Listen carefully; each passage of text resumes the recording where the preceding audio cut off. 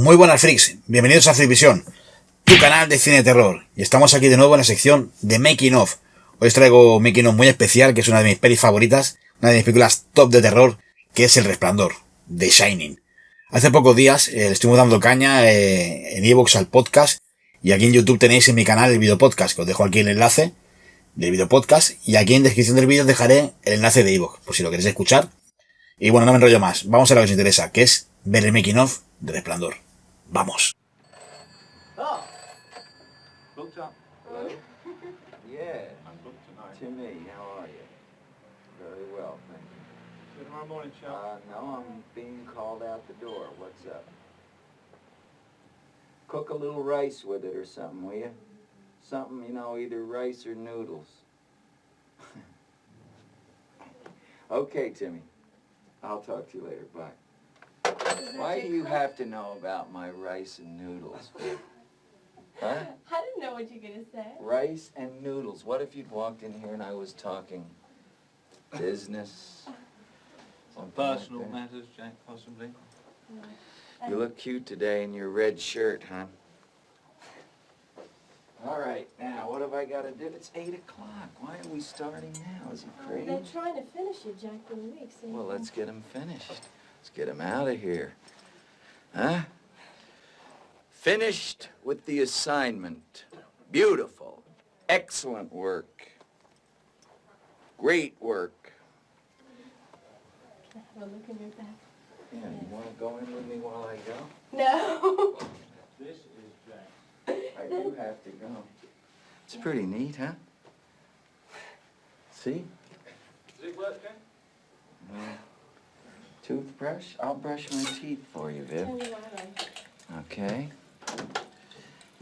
I always brush my teeth before I report back in for work.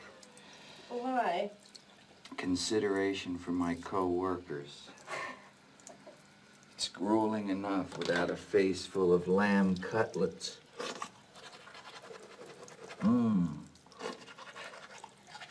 They'll be so grateful to me now. What? They'll be so grateful. They'll say, look at that chef. Who doesn't come down, even though it's midnight, That's not true. It's 8 o'clock. and Lord knows what he's been doing.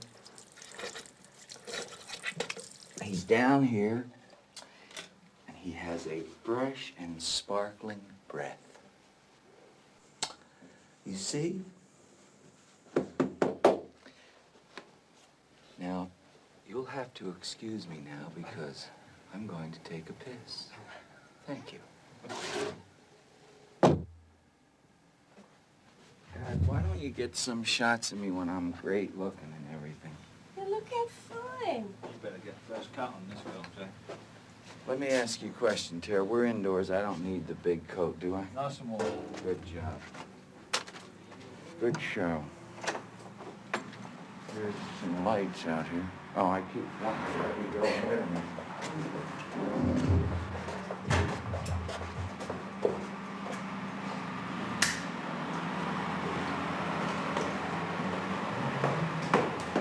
Every little breeze seems to whisper Eloise.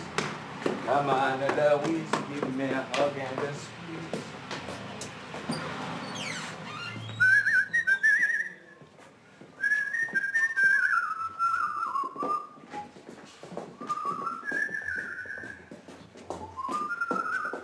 Every little breeze that I feel in my heart. There? Yeah. I don't think you told me the truth. It's quite chilly in here. Well, there's a lot of just plain sweater men in here, so we're probably all right. Yeah, they know all that, mate, Jack. Some are really hardy teams. We're straight through the... Straight on through. This will no doubt be a little lurkage. What? Love, right. Lurkage is right. Make it fun. I see.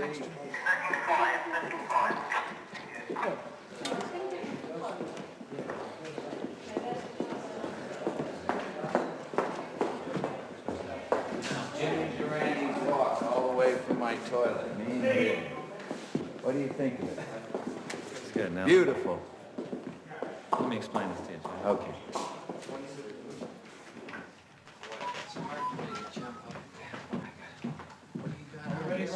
Yeah. Come on, you. Come on, Dad. Come on. Well, wait for Shelley. Die. Ex murder kill. All right, you just say turn over when you're ready, Stanley.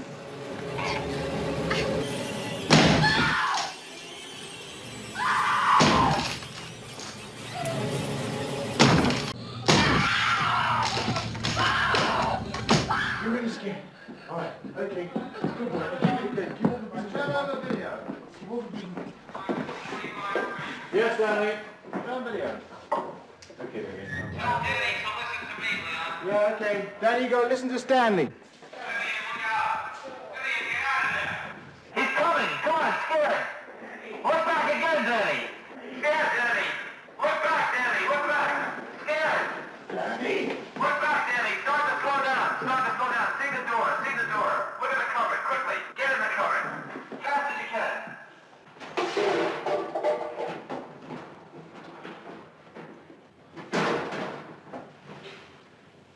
Good. I think the last three were quite good. I think the last two were better, previous two. Okay, let him go. No, Let's play back the last four takes. All right, Dad? Oh, don't let see him, man. Oh, get over me. Get out of the way.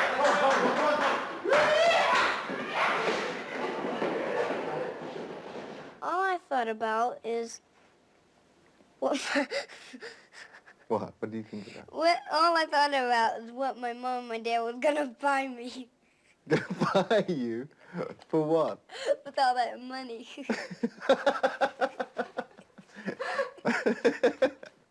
Uh-huh. And do you know how much you were going to be earning per week? No, really, I didn't know. Did they tell you? I didn't know really how much I was gonna. I didn't know really I was gonna earn any money. No, I just thought I would just get a $2 or so. Yeah? So, A bit of pocket money, huh? yeah. Yeah, right. And so now I know I probably have $500 or $600. How did you find working with this little guy, Danny Lloyd, and was it enjoyable? Was it? It was beautiful. Just like my son.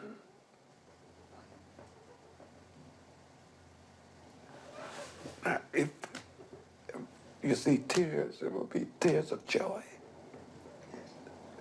Because I thank the Lord I was able to work with such beautiful people. I'll never forget this. Is there something bad here? This is the way that I saw Boris Karloff Marx's lines. I've copied it ever since. Then, simply by picking them up and reading, it turns me into a freaking monster.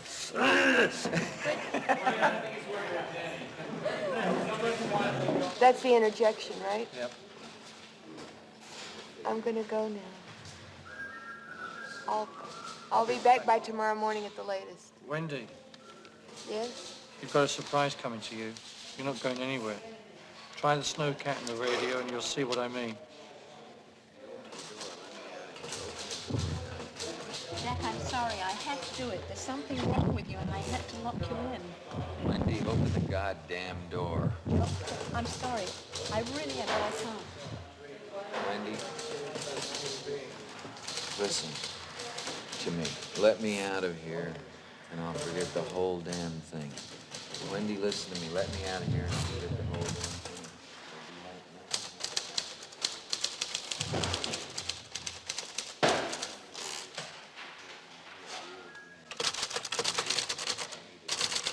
It might be better to just play it as a medium shot with the situation. Yeah, I think maybe. Let's take that. Can you do with your head down? Yeah. Well, that's not bad. Let's do that. Try that, Jack. Wendy, listen to me. Let me out of here and I'll forget the whole damn thing. It'll be like it never happened. You couldn't find some way of sort of not looking at her and looking down as you say the line. Go check it out.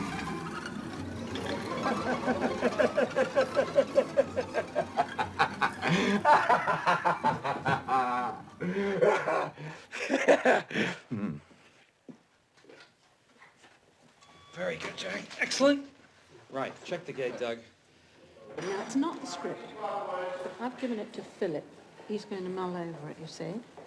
And would you like to mull over it? I'd love to mull over it, Junia. You're not even... No. I mean, I have some time this evening. No, the thing is, this I wasn't planning on doing anything for between midnight what I'm and trying 2. to say And is that's not the real script. It's just this an is idea just of what you did. an idea to get started on. Very good. Filmmaking. Get these things. We make it up as we go along. Don't we, Vid? And why is this script in multicolored pages? Anything? Each time you make a new version, at first you get very methodical, and each time you make a new version, you put in a different color. After a while, you're lucky if people get copies of the changes. It's so that you start with white, then you go to blue, then pink, then green, then yellow. But what happens It's so that when everybody's got their script out, you can look right over and know if they've got the latest version. But of course, you But it never doesn't have work the out. latest Blue or version. yellow isn't significant. No. It's just colors. I quit using my script. I just take the ones they type up each day. Aren't you exaggerating a little bit? No. The average celebrity meets in 1 year 10 times the amount of people that the average person meets in his entire life. And Mr. and Mrs. Piggott, Mr. Kubrick, and Mr. Willem. Mr. Kubrick, and that's Miss Duvall. How do you do? This is incredible. Well, this is just supposed to be... Hi, Mr. Nicholson, how are you? Very nice to meet you. And this is all our gang. This is Mrs. Willis. And Katie and Liza, they're so excited. And Mr. and Mrs. Piggott. How do you do? And Mr. Willis. And Mr. Piggott. Jack's such a big star, such a famous personality, that people do tend to be a bit sycophantic with him. But it wasn't everyone, but some people did. And it wasn't entirely ineffectual. I mean, I did get jealous sometimes, I must admit. Why was that? Well, it was mostly between takes, not during work. I mean, when we were actually working on a scene, that did not interfere at all. But on occasions when we were just sitting around or about to come to work or standing by in our rooms, whatever. I mean, there were times where I felt a bit jealous because he got very, very much attention. And I suppose I like attention. Peter, no, it's okay, wait. No, I don't want you on the cold floor. Oh, don't. It's okay. Put this card in there. No. Boys, go. No, it's okay. Right, we'll leave that away. It comes and goes, and Yeah. I've just been trying to Oh, dear. but it just got so bad. Yes. Oh, God, thank God I came out. Why didn't you shout or something? Oh, well, I tried to put that. Yeah. Always do.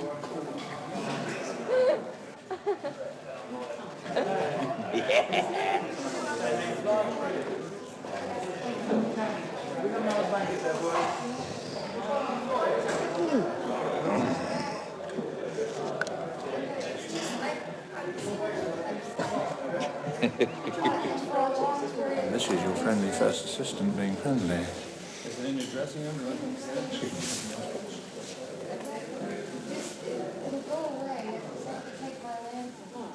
From May until October, I was really in and out of ill health because the stress of the role was so great, and the stress of being away from home, just uprooted and moved somewhere else, and I had just gotten out of a relationship, and so for me it was just tumultuous. Look at this. pulled all my hair. I pulled hunks of hair out on the windowsill. And the back got caught. Need your trim. Hunks of hair. Oh, look. Okay. It just comes out. Okay, right now, fellas.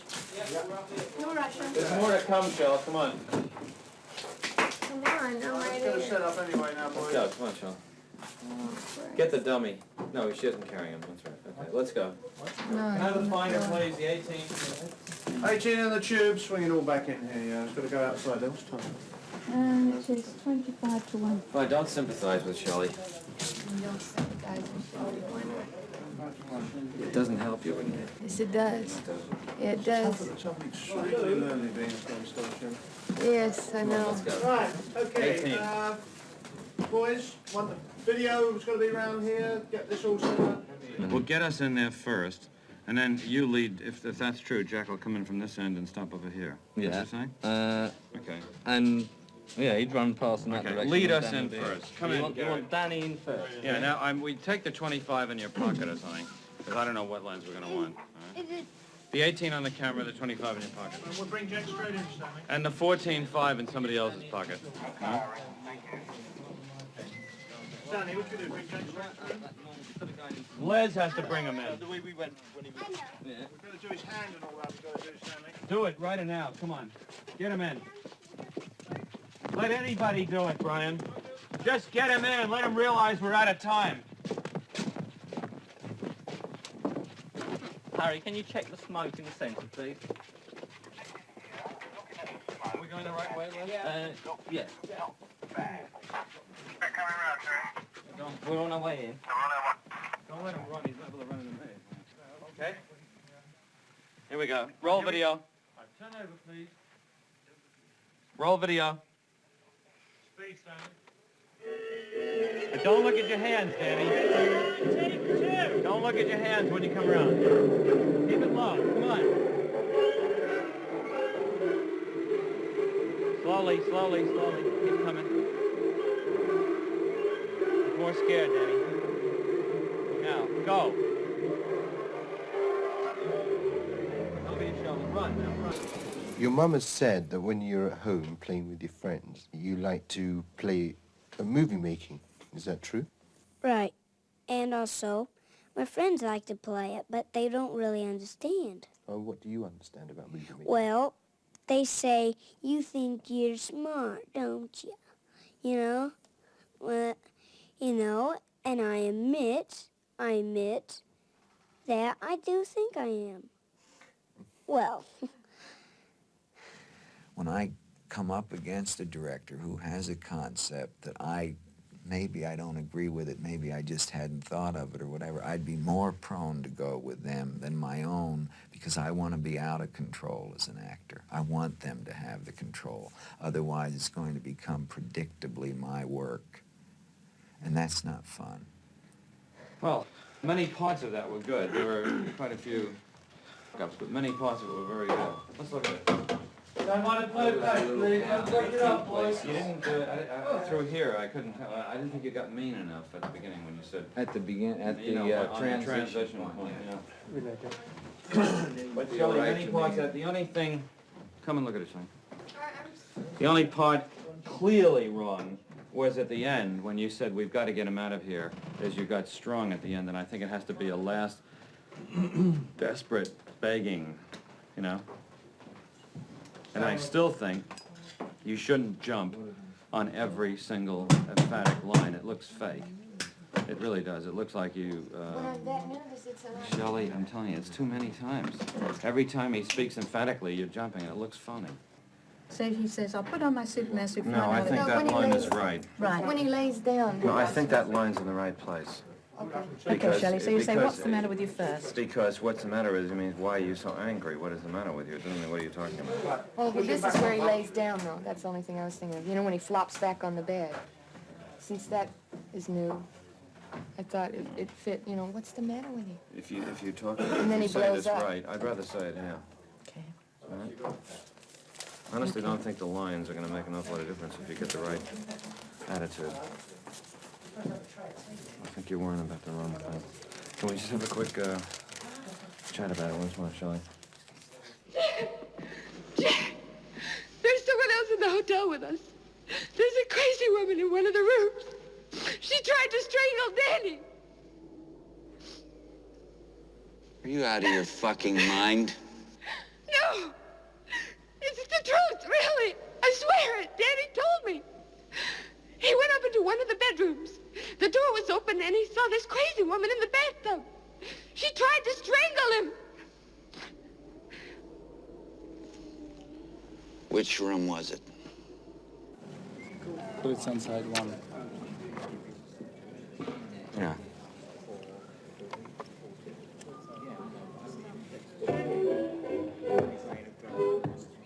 Now this is really a nicer sound for the sort of...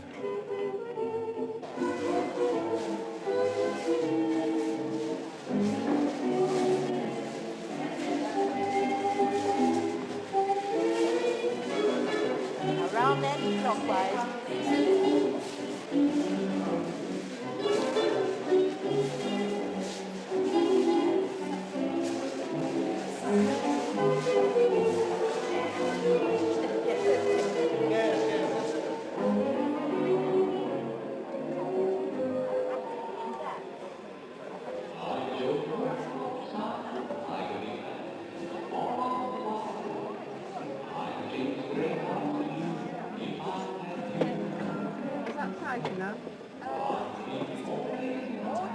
Morning, Viv.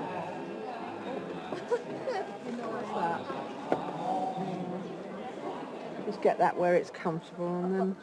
Sorry to interrupt us. Could we have a man and a woman to go and sit in the back there by the dancers? Whichever two of you like to go. Which one's Two, those? man and a woman back there. Yeah, John. Yep. And so, could you just go to one of the empty tables up there on the top there, John, please, up on the left. Right, if you go with John. Thank you. On the conversations, everybody, just mouth them. Don't speak, and don't. Joe, don't nod your heads when you're talking. Just talk naturally to each other.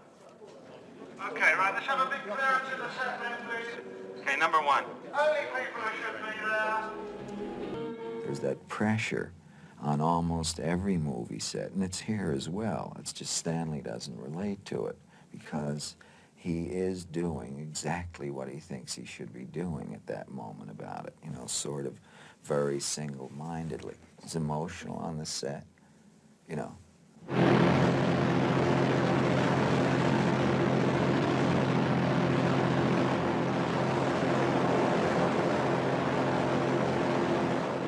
Tell him to reduce the snow. Alan, stand over here! Alan! Alan, reduce the snow a bit, Al. You can't even hear us. Reduce the snow. They can hear you. Do I have that stuff in my hand? I've got it I stand by, boys. Okay, Malcolm? All right, roll video. Get out, Peter. Video speed, Stanley. Right, clear back, boys. Okay, turning, Doug? No, wait a minute. Forgot it. Hold it. Cut it. Keep it rolling. Keep the video rolling. Right. Keep video rolling. Reduce the smoke a little, Alan. Reduce the smoke a little bit, Al. Okay, turn over. Okay, turn over. All right, roll video. And action, Shelley.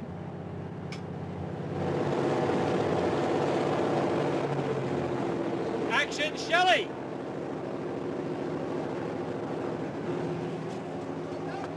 Cut it.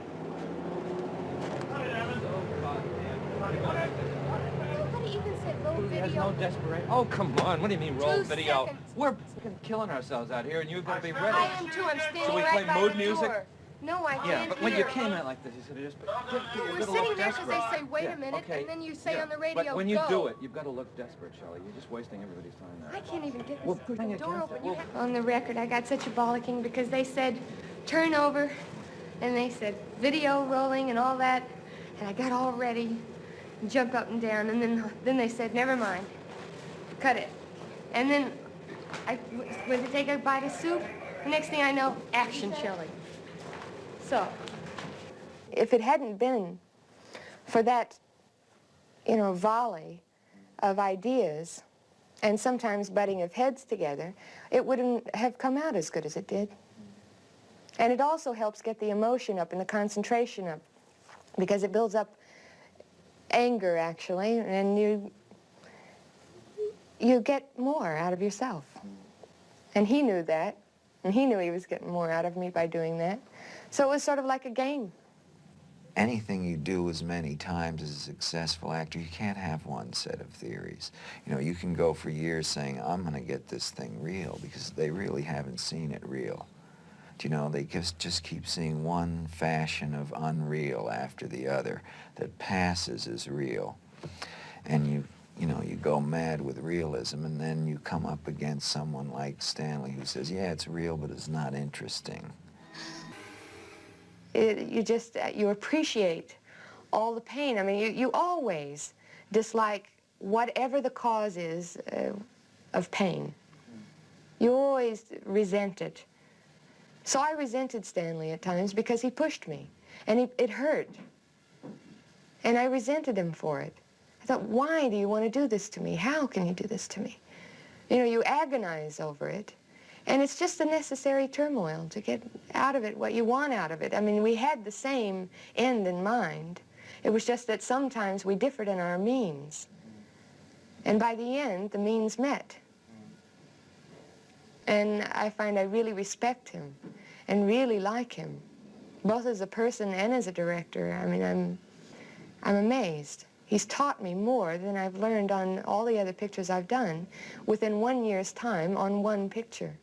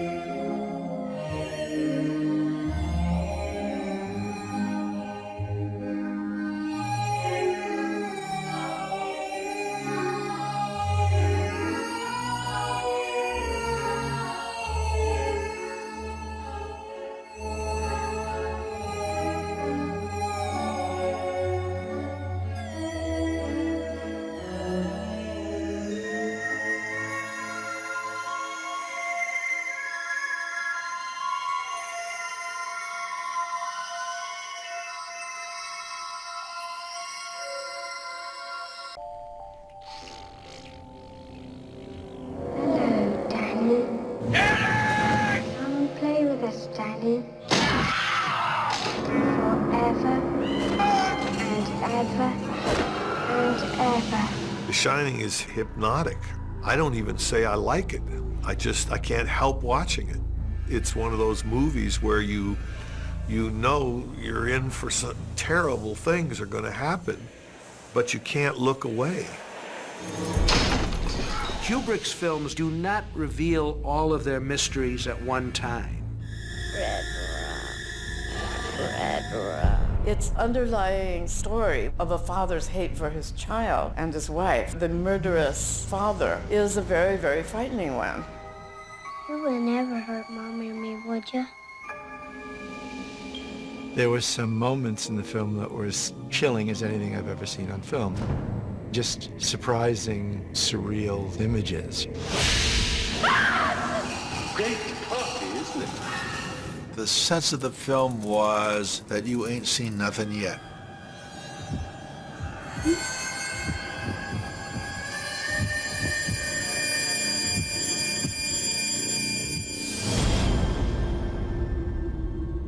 The making of The Shining was very much influenced by the same kind of thinking as the making of Clockwork Orange. That Kubrick saw that he was being outpaced in certain areas. Other people were doing things better than him, and he wanted to come in and do something so great that they would be blown out of the water.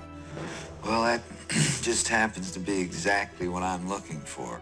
Now, Kubrick said you shouldn't worry too much about your successes, you should worry about your failures. Because your failures mean that you're limited in your opportunities for the future. Barry Lyndon is a fabulous film, but unfortunately it didn't make that much money. So he couldn't, after Barry Lyndon, make Napoleon, his dream project. So he had to find a project that would perhaps make him money. For a long time he'd been interested in not horror stories, but sort of gothic stories, stories that were somewhat sinister, stories that had a slightly mystical, ghostly element. I don't want to go there, Mrs. Torrance. Well, how come you don't want to go? I just don't. He'd been particularly influenced by a story by Stephen Crane called The Blue Hotel, which he'd read as a young man. And he did like the idea that a person might arrive in such a place with a death wish. So years later, when he was offered The Shining by Warner Brothers, he didn't want to do a conventional horror movie. Then he read a novel by an American writer named Diane Johnson called The Shadow Knows and asked her to adapt the King novel. He was very literary, and as a serious artist, his understanding was very much more at the thematic and psychological and human level than just wanting some visuals with people sneaking down halls with knives and stuff. He wanted it to make sense in real psychological terms. Just as the great horror tales do, they all have some underlying paradigm which can explain why they touch us or scare us. When he bought the rights to this story, he knew already that he was going to change it drastically. And when he bought the rights, he reserved the right to do that. That's a very important part. Stephen King's novel is unashamedly mystical. There are ghosts and horrors in this hotel. It is haunted because it's built on an old American Indian graveyard. Out in the gardens there are these topiary animals made out of plants which get up and walk around and chase you and so on. There was always a question about to what extent the supernatural was real.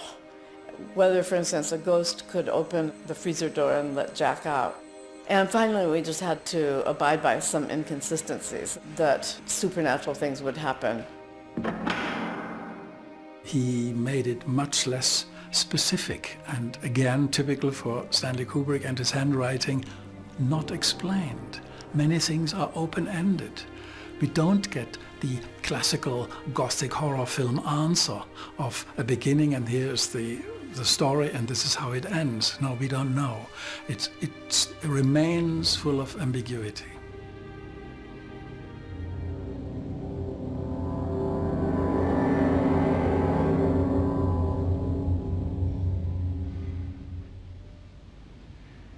Mom?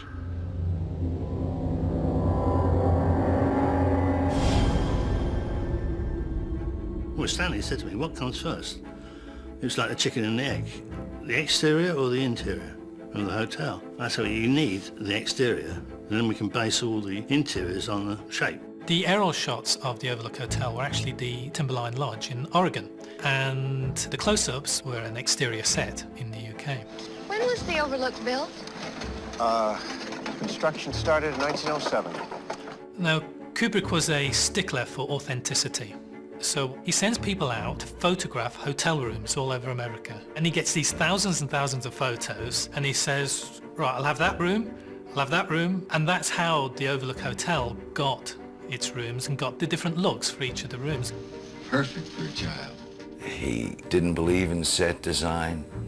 He always said, why should I be so egomaniacal to think that of all the rooms that have already been made by all the great architects in the world, why would I suddenly come up with a new and better room? I'll just find either the piece of music that's been written over the last 150 years, or the room or the shirt or whatever it is. He just believed in getting the best of it and innovating within that. The Overlook Hotel itself isn't, doesn't look like the house in the Amityville Horror. It isn't like a frightening house to look at. It doesn't look like the Bates Motel. It's a pretty lodge, but for a sustained chill, it's truly horrifying.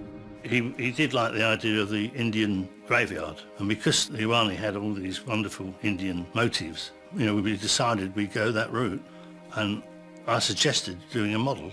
So we started building these models to a big scale, 1/2 inch to the foot, and everything became three-dimensional to Stanley. Because we had these models, he worked out a formula where by using certain lighting, like if you used a 2K, that would transfer into so many candles. So he could work out exactly how much lighting he would require for those huge windows. This place is fantastic, isn't it, hon? Sure is. Each window outside had, in the one case, 700,000 watts of lights just ranked up and down on scaffolds that he built. And the other one, 1,000,000 watts of light, so that the lights can be out here, come through the windows, creating this great whiteout. And it's that kind of light that happens in the high latitudes in winter. This cold light that just fills every part of a space and doesn't fall off, you know. And when they crank those lights on, if you have the freedom to move in every direction, to look around, to follow somebody, to wheel around with them, as you do in life, in real life. Kubrick at this point was getting very preoccupied with moving camera as well. The Steadicam had just come in, and he was able to get Garrett Brown, the inventor of the Steadicam, to come and work on the film. It is a way of disconnecting a camera from the bloke who's holding it.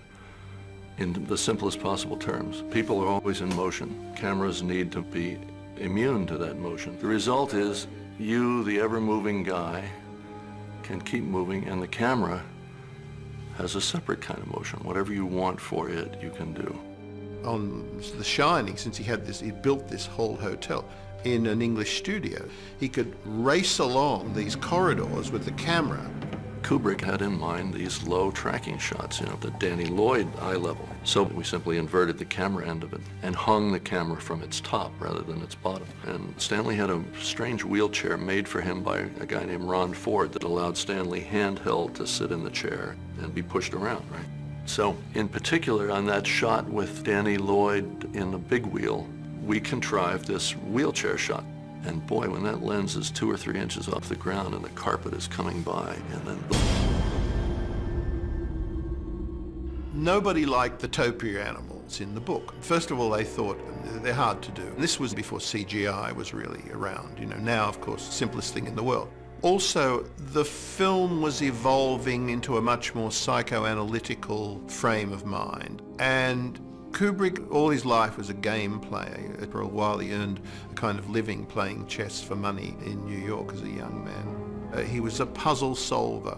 And he also had a model of the maze that he kept in his office, and he would work on ways to move the people around. And the Steadicam, of course, was perfect for that. Look out! I'm coming in close. the maze set was, of course, one of the most intriguing and one of the most difficult to work in, just physically difficult. Danny, you win. Let's take the rest of this walking, huh? I think what they actually built amounted to about 2/3 of the maze that was implied when you saw that model. We discovered that the best way was to build all the hedges were boxed timber with chicken wire, and we had all this yew, which was supplied by farmers, and it was all threaded into the wire matting and then trimmed, and it was wonderful. The maze was astonishingly not as big as it looked in the movie, and the size in the movie is courtesy of the lens we used. We used an extremely wide lens called a 9.8, and we're rigorous about keeping it level, because if I tilted that lens at all, it just looked totally unreal. The result was that those boxwoods, or whatever they were, looked about 12 feet tall, when in fact they were probably maybe 8 feet, something like that. I didn't think it's going to be this big, did you? No? There's one shot I'm still trying to figure out how they did, though. And that is basically our introduction to the maze, where Jack's looking at the model, and then it cuts to like this high angle of the maze, and you see them walking through there. It feels too high to be a crane shot. It's pretty high up.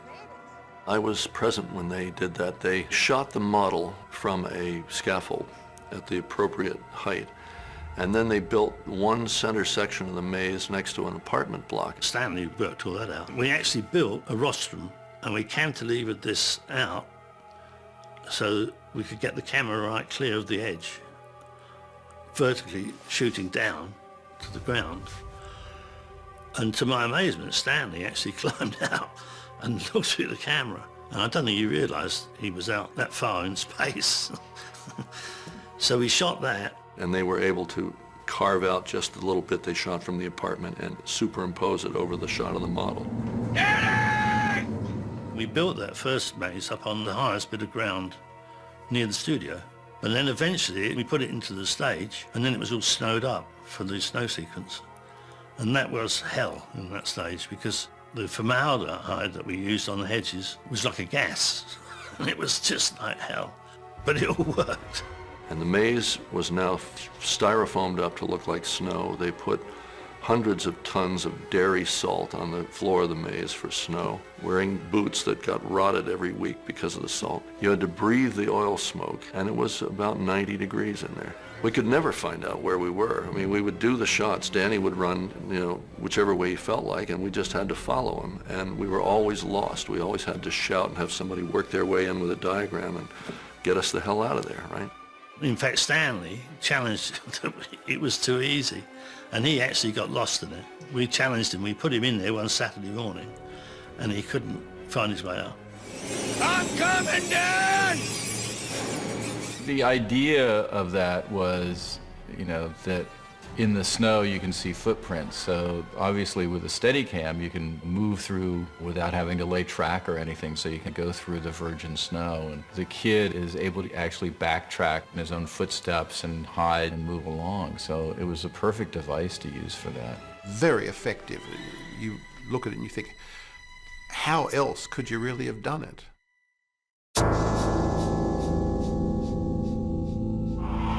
Stanley told me the face, it's the most important thing, the face and then the rest. But start with this, cinema is this. And I remember the gesture. And therefore he also wanted me to have very much input in the makeup and hair, as well as the costumes. Hello? In The Shining, Stanley did not really quite tell me how the people should dress, but one thing put him in the right direction was the fact is that, he wanted people to look Middle America. He didn't want all the clothes to look too worn out or tired. Yeah, it's the best place I've ever seen. And I decided that those characters were a little bit more like almost figurines from a catalog. I mean, in my mind, everything seemed to be so perfect. Everything seems to be pristine, but what's underneath all that?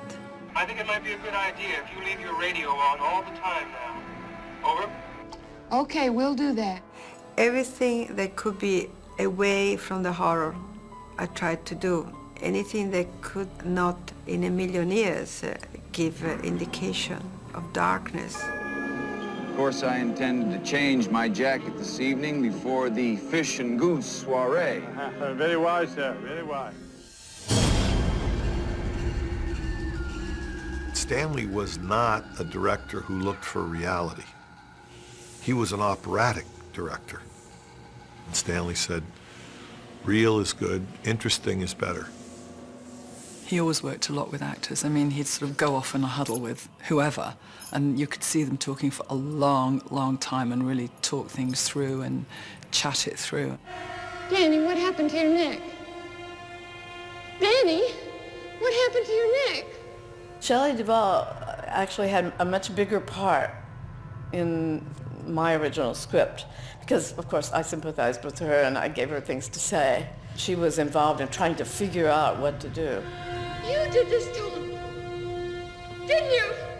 He was interested in a person that was probably more in love with her partner than her partner was with her, and who was needy in the relationship, and would seem to be able to be perceived as somebody that might tolerate the intolerable longer than one would think that someone might. And she was able to be very needy. There's someone else in the hotel with us. There's a crazy woman in one of the rooms. She tried to strangle Danny. I think he saw that, he saw that she was a gifted actress, but he also knew that he wanted her to literally be at the end of her tether, and therefore he was mean to her on the set, and he pushed her harder in order to get the level of kind of hysteria out of her that he felt that the role needed. Has it ever occurred to you what would happen to my future if I were to fail to live up to my responsibilities? Has it ever occurred to you? Has it? Stay away from me. He felt that he had to create that in his own relationship with her. A lot of trouble went into finding the boy, of course. That was hugely complicated. Red rum. Red rum. Red rum. hundreds and hundreds of children were interviewed in the United States. Obviously, we needed an American voice, an American boy. And we finally hit on Danny Lloyd in Peoria, Illinois. Great thing about this kid, Danny Lloyd, was he was on the program with Jack and Shelley and everybody else. He was there for Stanley as many times as it took. How'd you like some ice cream, Doc? The most famous take was in the kitchens, the scene between Scatman and Danny. They went to 88 takes. It's like I go to sleep, and he shows me things. But when I wake up, I can't remember everything. Scatman said, Stanley, I can't do it anymore. Danny was there. So as a result, we didn't feel like we were torturing him, and therefore we could do it and not feel like we were abusing a minor. And the fact that Danny happened to be called Danny also allowed a certain ease. It cut out one of the barriers between him and the character, that Kubrick was able to say to him, Danny, you know, do this. And I think the two of them had a really good relationship. There's scare room 237 yeah. Kubrick never liked big actors, never liked stars. But when he got around to The Shining, he thought back over actors that he had already thought of using in other films. And his original casting for his Napoleon project, which never got made, was Jack. And also he suited Warner Brothers because he was a bankable name. Well, I dreamed that I killed you and Danny. Oh, my God. He thought Jack was a great actor, and Jack is a great actor, and he thought he would be an amazing person who could do the transitional stuff from Jack to Here's Johnny. What we got involved in was looking at old Nicholson films, and so That'll do it. then generated a decision to write a more antic Jack. I had a lot of discussions with Stanley about how elusive perfection is. It is very often said, very often in a critical way, that Stanley did so many takes. And this criticism is quite wrong, because first of all, he rehearsed with the camera running. So instead of doing long rehearsals, he just simply called it take one. Oh, dear, I'm so sorry, sir. I always said, you know, when you work for Stanley, it removes the main problem for the actor, which is pressure. You know, he's not going to stop until it's exactly the way he wants it, right, wrong, or indifferent. It is going to be right. It's his mother. She interferes. Jack would give Stanley, in effect, the entire smorgasbord of performance, from catatonic to hysterical. He'd give him every gradation all the way up. Stanley's investment in a film was investment in time. We had a very frugal operation, usually. Few people, small crews, but we took a long time. It was a way of getting a lot of material so that second thoughts didn't get lost. Juxtapositions you might not have thought of, you could make work now. Wendy, baby, I think you hurt my head real bad. Stanley couldn't understand why you spend all this time and money preparing and getting to the actual moment of filming and then rush through the filming. He just felt that that was backwards, that he'd spent 5 years preparing this picture. He'd spent months and months building the sets. And now it comes to this moment, he's going to do 60, 70 tries to see what happens, even if take 5 is a terrific one. Just give me one more chance. The editor told me, you know, he said, I watch these all the time, I could see it happening. He said, first of all, the actor would give a pretty basic, you know, his best shot. And then Kubrick would say, okay, go again, and he'd do it a little more extravagantly, and then he'd hit about 12 or 14 takes in, he'd start to get tired. So he'd start to save himself. And then Kubrick would keep going, and finally, the actor had nothing left to give, and Kubrick would still want more. So the actors would start doing crazy stuff. Come out, wherever you are. Yeah, funny faces, screaming, howling. And if you look at Nicholson's performance in the film, they're the scenes you see, the 27th and 29th take. But to get those, he had to work his way through. It's very difficult to say, all right, take one, you're crazy. It won't work. Then I'll huff and I'll puff, and I'll blow your house in. I saw Stanley St. Albans, and he asked me, how did you like my movie? And I only seen it once, and I didn't love Shining the first time I saw it. I have since seen Shining 25 times, one of my favorite pictures. Kubrick films tend to grow on you. You have to see them more than once. And I was telling him all the things I liked about it, and he saw right through me. And he said, well, Stephen, obviously you didn't like my picture very much. Tell me what you didn't like about it. I thought Jack Nicholson, who is a great actor, and I thought it was a great performance, but it was almost a great kabuki performance. It was almost like kabuki theater. He said, you mean you think Jack went over the top? And I said, yeah, I kind of did. And he said, okay, quickly, without thinking, who are your top favorite actors of all time? And I don't want you to think, just name off some names. So I quickly, went Spencer Tracy, Henry Fonda, Jimmy Stewart, Cary Grant, Clark Gable. He said, stop. He stopped me. He said, okay, where was James Cagney on that list? And I didn't have it. I thought, well, he's up there high. So I said, but he's not in the top 5. He said, you don't consider James Cagney one of the 5 best actors around. You see, I do. This is why Jack Nicholson's performance is a great one. Here's Johnny!